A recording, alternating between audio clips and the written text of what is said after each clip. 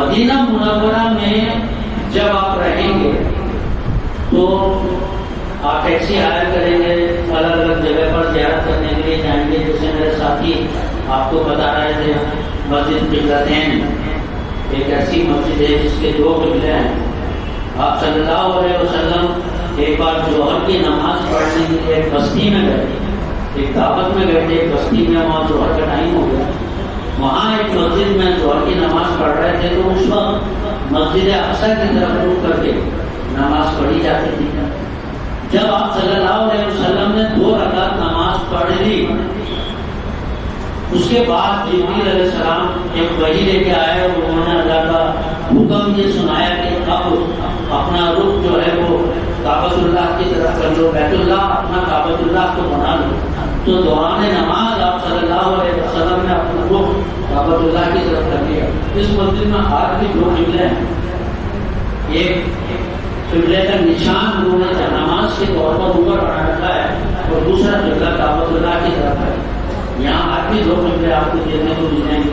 7 مساجد کے بارے میں بتا دیا. مسجد قباء کے بارے میں میرے ساتھی بتا رہے تھے کہ وہاں 2 نفل پڑھنے کا ثواب ایک قبول کیے ہوئے عمرے کے برابر ہے. آپ صلی اللہ علیہ وسلم سے انصاران مکہ جو مکہ کے انصاری تھے، انہوں نے مدینہ کے جو انصاری تھے انہوں نے یہ کہا کہ صاحب مکہ والے ہم سے زیادہ خوش قسمت ہیں، وہ جب چاہیں تب عمرہ کر سکتے ہیں، جب چاہیں تب کعبۃ اللہ کا طواف کر سکتے ہیں، وہ ہم سے زیادہ اچھی قسمت دکھا کے آئے ہیں. تب آپ صلی اللہ علیہ وسلم نے ان سے فرمایا کہ مسجد قباء میں 2 رکعت پڑھنے کا ثواب ایک قبول کیے ہوئے عمرے کے برابر ہے. عمرے کے لیے آپ کو احرام باندھنا ہے، نیت کرنی ہے، تلبیہ پڑھنا ہے، کعبۃ اللہ کے 7 چکر لگانے ہیں، صفا مروہ کی صحیح کرنی ہے، بالوں کو فرمانا ہے. اس کے بعد بھی پتہ نہیں کہ آپ کو عمرہ قبول ہوا کہ نہیں ہوا. لیکن یہاں 2 نفل پڑھنے کا ثواب ایک قبول کیے ہوئے عمرے کے برابر ہے. آپ صلی اللہ علیہ وسلم ہر پیر اور ہر جمعرات کو مسجد قباء جایا کرتے تھے نماز پڑھنے کے لیے. کبھی اپنی انگلی مبارک سے جاتے تھے، کبھی پیدل جایا کرتے تھے. تو کوشش کریں ایک بار نہیں کئی بار مسجد قباء میں جا کے نوافل پڑھ کے آئیں، ایک مقبول عمرے کے برابر ثواب.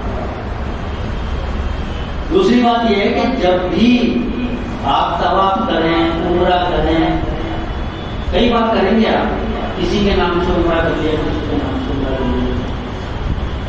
پہلا عمرہ اور پہلا طواف آپ اپنا خود کے نام سے کریں. اس کے بعد جتنے عمرہ کریں، جتنے طواف کریں، کسی دوسرے کے نام سے. اگر آپ اپنے نام سے عمرہ کریں گے تو آپ کو ثواب ملے گا. اگر آپ اپنے محلے کی مسجد کے امام کے نام سے کریں گے تو جتنا ثواب امام کو ملے گا اتنا ثواب آپ کو ملے گا، یعنی ڈبل. تو ہم تو بھیا ڈبل کا سودا کرنے والے لوگ.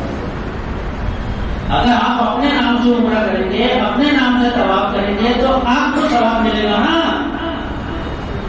آپ اپنی مسجد کے امام کے نام سے، اپنی مسجد کے مؤذن کے نام سے عمرہ کریں، اس کے نام سے طواف کریں، جتنا ثواب اس کو ملے گا اتنا آپ کو ملے گا ڈبل. تو کبھی بھی کوئی بھی عمرہ، کوئی بھی طواف اپنے نام سے نہ دوہرائیں. خواجہ غریب نواز کے نام سے کریں، رسول اکرم صلی اللہ علیہ وسلم کے نام سے کریں، ان کے صحابیوں کے نام سے کریں، اپنے اجداد کے نام سے کریں، اپنے والدین کے نام سے کریں، اپنے نام سے نہ کریں. مسجد نبوی سے جو مدینہ سے ہم نکل رہے تھے، ایک بات کو بتاؤں، مجھے یاد آ گئی کہ مکہ المکرمہ میں آپ کی ہوٹل میں آپ کو آب زمزم پرووائڈ کیا جائے گا.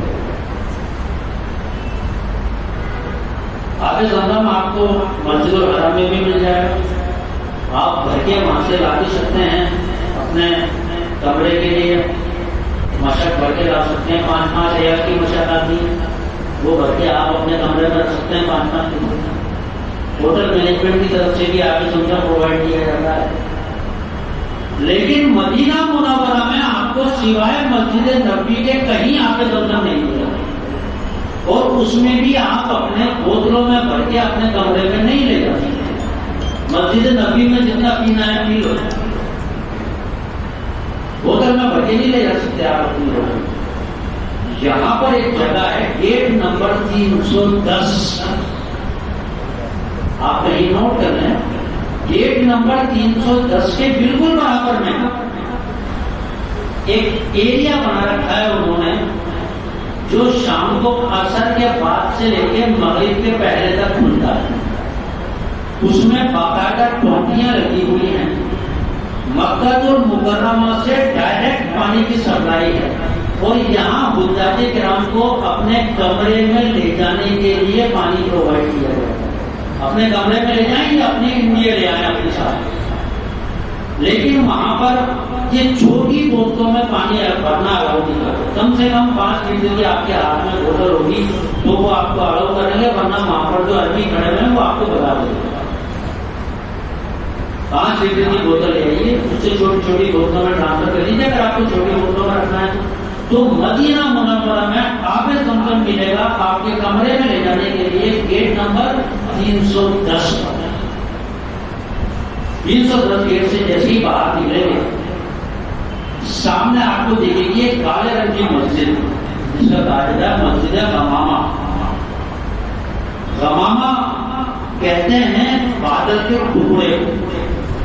بادل کے ٹکڑے کو عربی میں غمامہ کہا جاتا ہے. یہ وہ مقام ہے جہاں آپ صلی اللہ علیہ وسلم اپنی عیدین کی نماز پڑھا کرتے تھے. آپ نے بارش کی دعا کی ایک بار اسی مسجد میں مانگی تھی.